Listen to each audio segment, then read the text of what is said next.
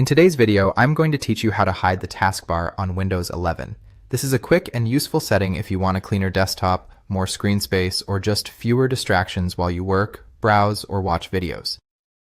The good news is that Windows 11 makes this very easy to turn on and off. To get started, look at the taskbar at the bottom of your screen. Find any empty space on it, then right-click. A small menu will appear, and from there, select Taskbar Settings. This will open the settings page where Windows lets you customize how the taskbar looks and behaves.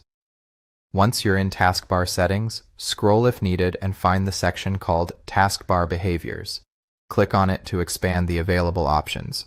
Inside that section, look for the checkbox labeled Automatically Hide the Taskbar. Go ahead and check that box. As soon as you enable it, the taskbar will disappear from view.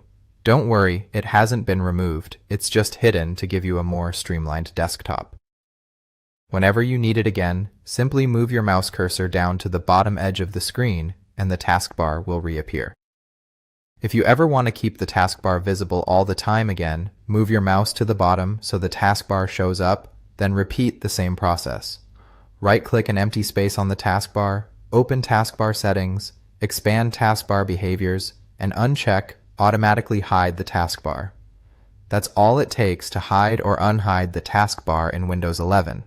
It's a simple setting, but it can make a big difference in how clean and organized your desktop feels.